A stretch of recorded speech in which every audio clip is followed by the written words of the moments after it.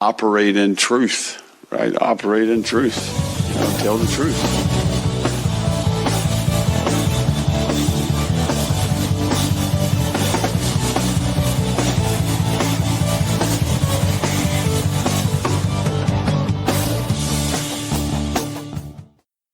Hello, everybody, and welcome back to Gator Truth. I'm Daniel, and on this episode, we're going to take a look back at the Gators' 2010 loss in Baton Rouge this past weekend. And my gosh, what a frustrating game, just to be honest. To sit there and watch your defense basically give up 7 points and lose by 10 is just phenomenal. And we'll get to how I say only 7 points when we get to the defense, but we're going to look at what I had for keys of offense, defense, and how we did. Obviously not great in some areas, pretty great in others. But with that said, let's go ahead, let's get into it. I really don't want to spend too much time being negative. I have a feeling there's going to be a lot of that this year. So I won't waste it all now, but let's go ahead and let's look. Of course, the first key I had for this offense was run the ball, and that is give Jaden Ball the ball and keep doing it. And we didn't really do this at all. Jaden Ball, 10 carries, 46 yards, 4.6 yards a carry, which is a great yards per carry average. However, only 10 carries is not that great, and especially when you consider that 7 of those carries were through 3 quarters, so about 2 carries a quarter, and then you had 3 in the fourth. Not great at all. Gotta be doing better than that. Outside of a 13-yard carry. And just to be fair, for those that have listened to a while, with running backs, and we're going to talk about this on the defensive side as well, I usually will talk about running backs. Hey, if they have what's their long and what was their, yards per carry outside of that long, because sometimes, as we'll see when we get to defense, one long carry can skew a story of the game yards per carry. For Baugh, the longest carry was 13 yards, averaged about 3.5 outside of that, because that would be, 9 carries for 33 yards. So, yeah, just over 3.5 yards.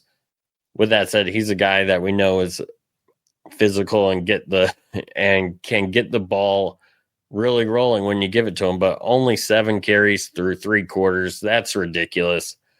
He's the guy who's played the best on your team so far, and obviously not what we want to do. Again, I said this in the preview. I've said this other times. Jaden Ball is probably the player that we need to lean on this year on this offense for it to be as successful as it can be, and we didn't do that. Instead, went more to the passing game, offensive line, tight end, improved blocking. Not really there at times. Had problems getting the running game going. As far as talking about the running game, the team rushed for only 2.9 yards per carry. Granted, that's with some sacks. 3 sacks worth of yardage thrown in there as well. However, you had Jacoby Jackson, 7 carries. So we're talking about he had as many carries as Ball did through 3 quarters. And he might have had some carries in the fourth quarter to make it 7. But I'm just saying, 7 carries, 13 yards, 1.9 yards per carry. Duke Clark, 1 carry for 1 yard. Not really telling me that we had a great blocking day there, which is something that we desperately needed. What makes this more frustrating for me is you had LSU's top defender, Whit Weeks, go out with a targeting call on the very first offensive drive of the game for the Gators, and then you had his brother get injured in the third quarter, who is their second best main linebacker, as Harold Perkins has kind of moved positions a little bit in that defense. And of course, Harold Perkins playing decently well for LSU as well. But hey, you lose West Weeks, who had 12 tackles before the fourth quarter, and they lost them, and we still couldn't get much going. That is a problem. And of course, we're going to get here. Number 3, I said hit the mid-range throws. We actually did hit some of these. And then, of course, we had plenty of interceptions, 5 interceptions for DJ Lagway. And I have some feelings on this. I'm not ready to give up on Lagway as some people are. I mean, there's plenty of people out there that are talking like, oh, he's a bust. Listen, this guy did not play football from the bowl game until about a week before the season. And couple that with things that, and I'll say this, Neil Blackman of Saturday Down South, he and I don't agree on things all the time, but one thing that he put on Twitter that I'd actually said myself is opposing teams have, changed. Last year they're playing lots of single high safety, so one safety really deep against DJ, and that allowed them to hit some big throws. Defenses have adjusted now, have multiple, like, 2 deep safeties, try and take away the deep ball.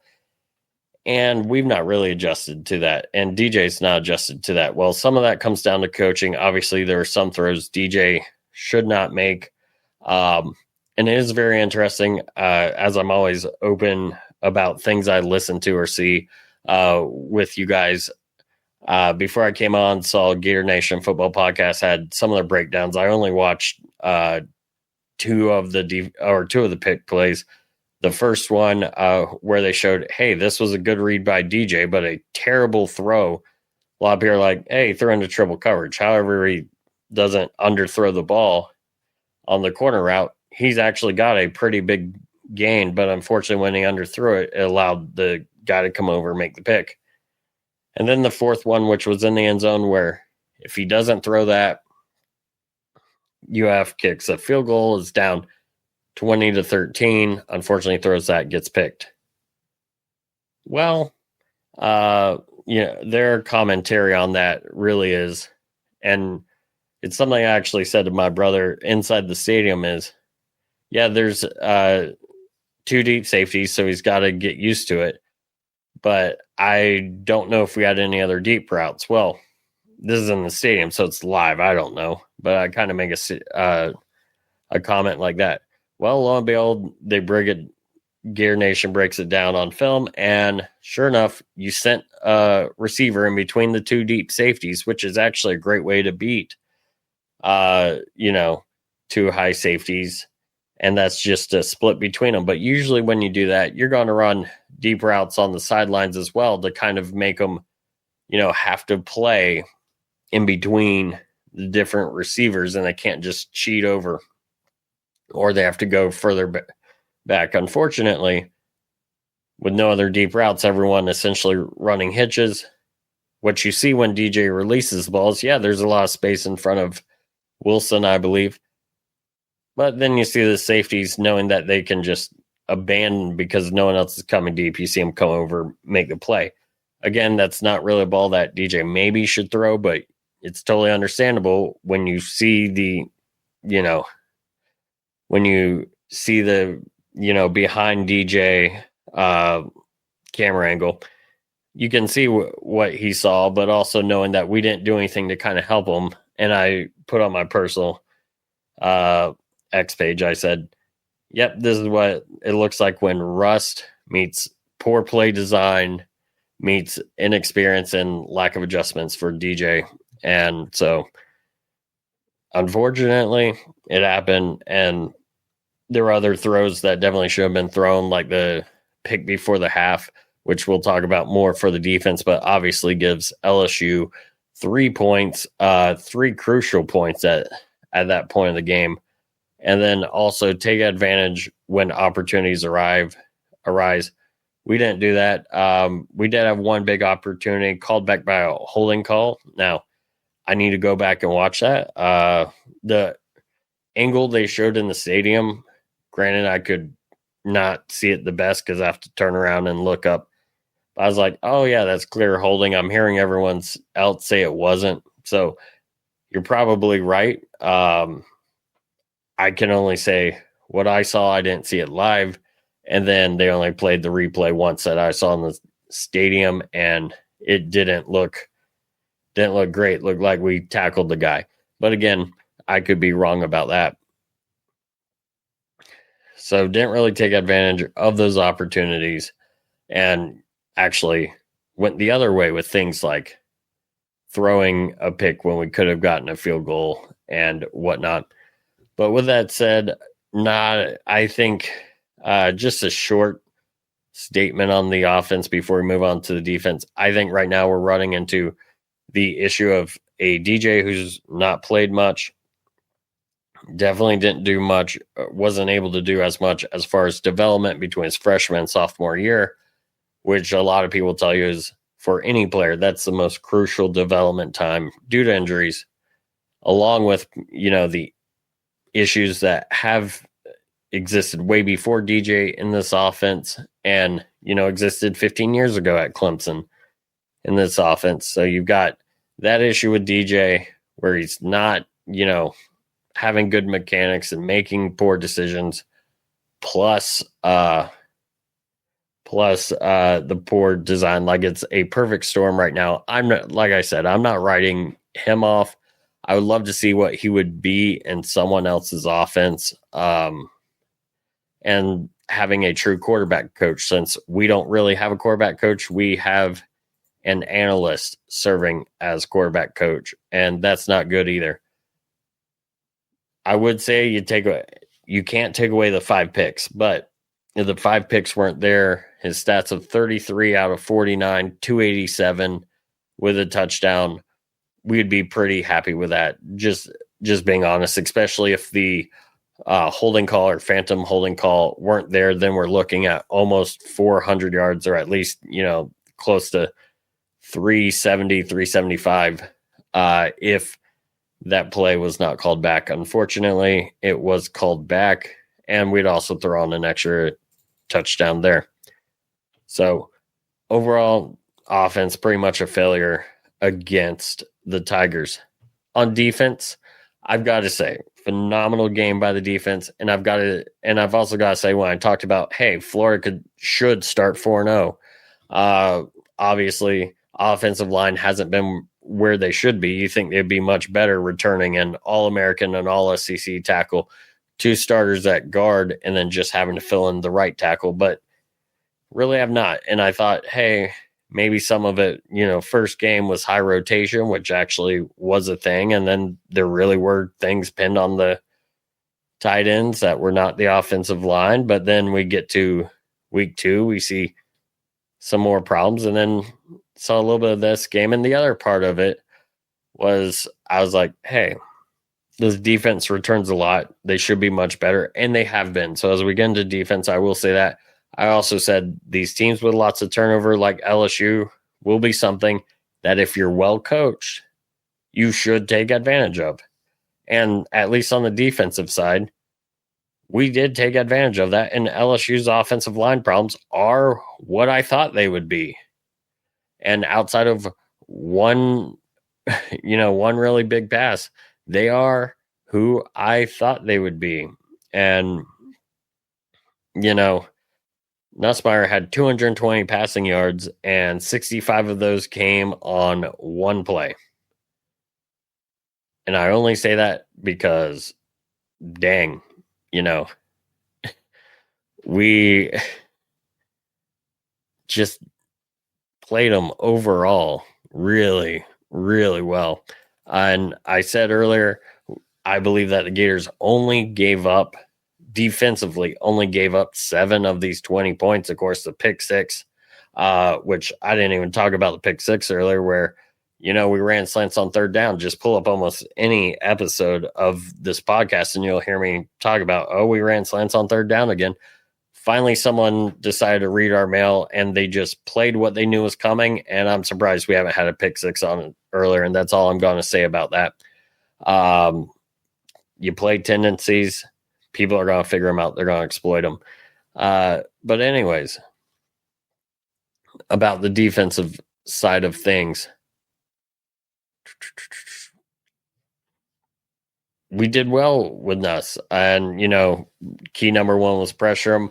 We did get pressure. We didn't get a sack. I believe we should have gotten sacks, but we didn't. But I said before, and he hasn't been great in 2025, and he wasn't great in this game. 15-27, like I said, 220 yards, and outside of one play where you see the linebacker, or it looked like this in the stadium, waving to the safety to move over, but by then it was too late. Outside of that one play, you're talking about this guy's throwing for 150 yards on 14 attempts, which is just pretty good for the Gators. But anyways, for only giving up 7 points, of course, a pick 6. First field goal they got. Vernell Brown III, love him to death, but this is something that Billy punt returners have been doing since he got here, and it cost us points in the Vanderbilt game we lost in 2022, and I believe it cost us points here. Well, we almost got a touchdown out of it, but anyways, it's fielding punts inside the 10. They generally teach you not to do this for multiple reasons, including what we saw here, where it gave you really bad field position. And with that field position, we didn't do much with it. Of course, again, technically hit a touchdown pass that was called back due to penalty. But when we had a punt, that led to LSU getting the ball back with a very short field to get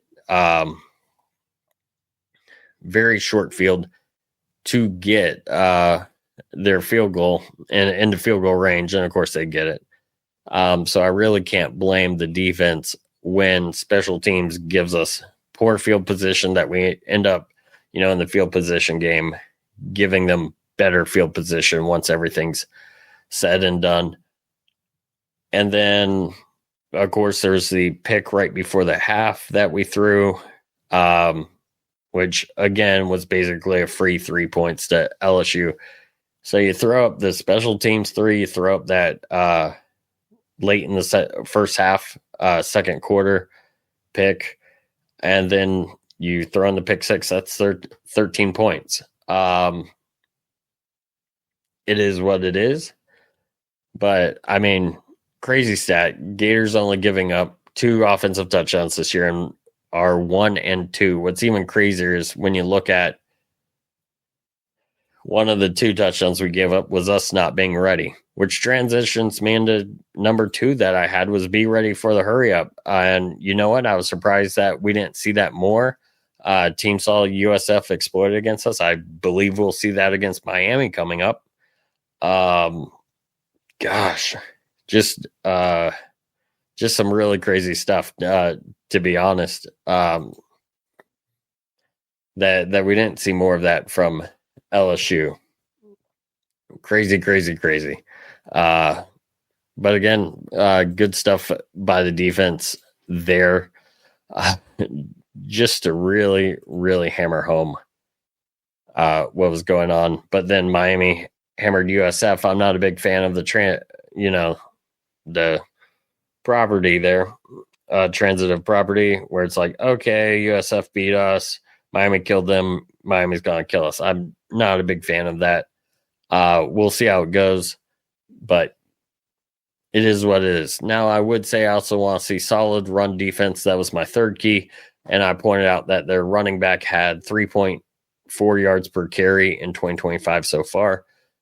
Well, Durham ended up with 6.2 yards per carry against us. However, the last real offensive play of the game was a 51-yard run. I said we'd take away the top run because things get skewed.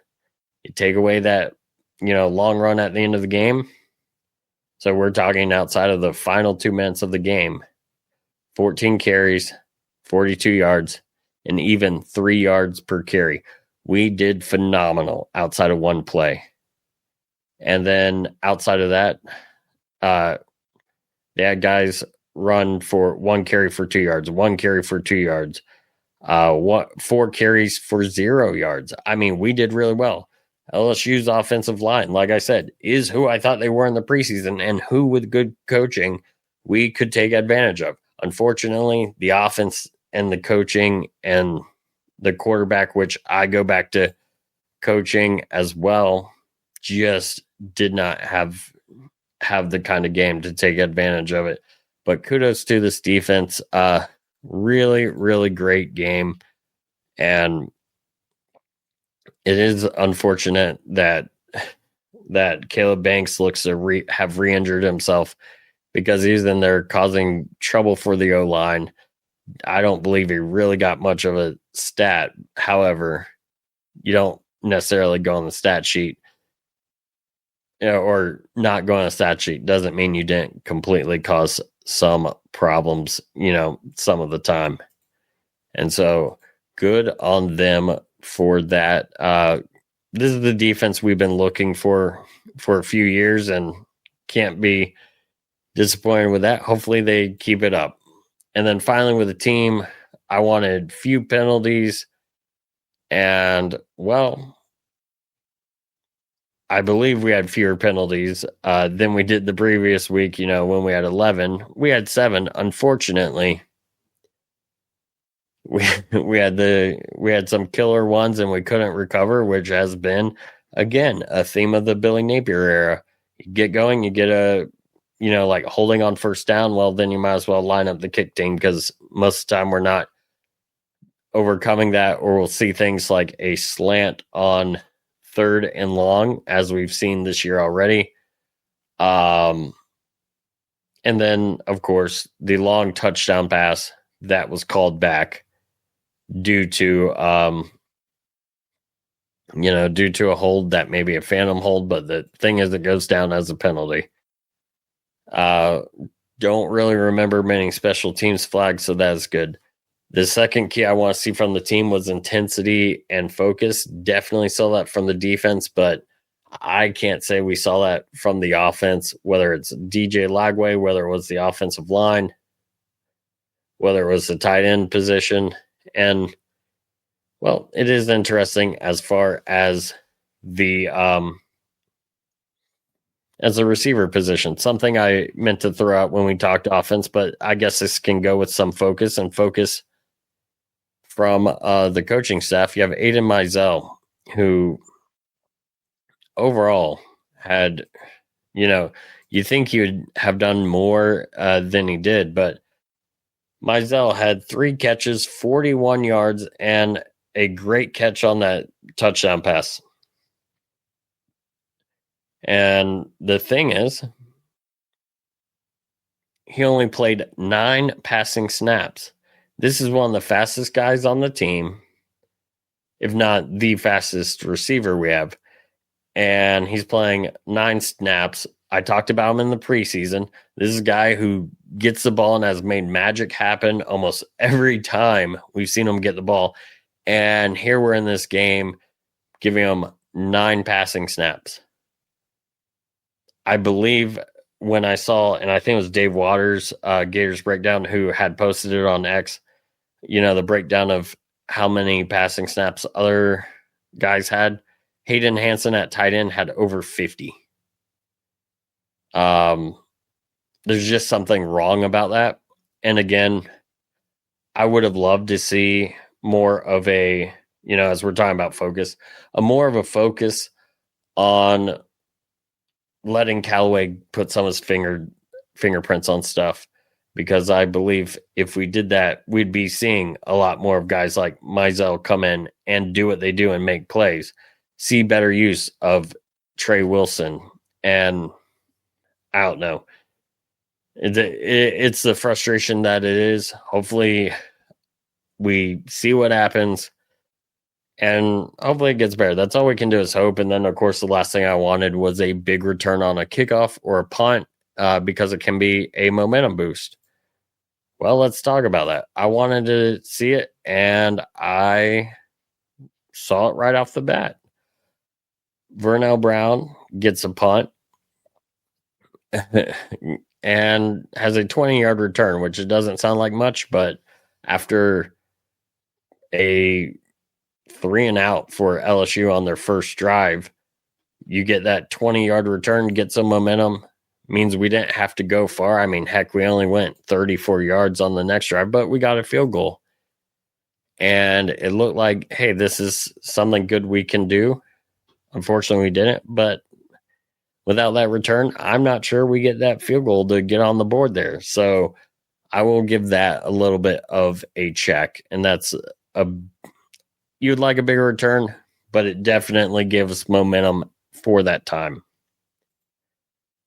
I hate, it's funny. I've been doing this thing since the beginning of the Billy Napier era, and I hate to come on here and talk about losses all the time. I hate losing, and definitely takes a lot out of you, but it is what it is. But anyways, like I've said and I've committed to, I'm not going to come up here and call for a coaching change yet. I've said you got to get to 4 losses for me to do that. But I've got to see some effort going forward and trying to do things to fix the offense instead of just quotes like Billy Napier in his press conference today. We're about a dozen plays from being a really dangerous team. Well, we're one selfish guy not wanting to give up play calling from being a very dangerous team. This defense is probably going to finish, top 25, as long as they keep playing like they do, and they do it for the rest of the year. Players don't quit. But this offense, and yes, some of it's on the players like the quarterback, some of it's on the offensive line.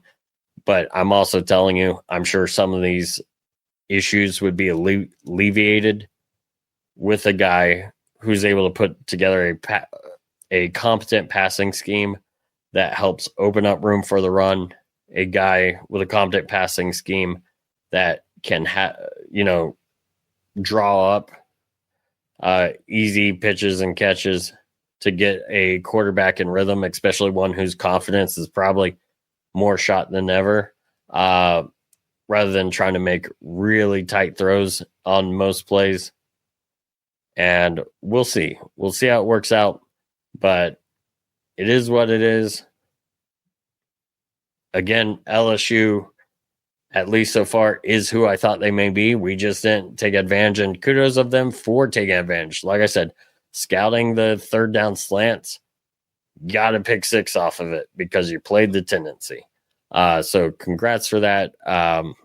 Gators can't really sit and sulk because we have Miami coming up this weekend. It'll be an interesting atmosphere. But with that said, can't wait to get into that game. We will have a special episode with the Miami Knights podcast coming out on YouTube this week, doing a little bit of a preview for the game, and I'll be appearing on their podcast as well.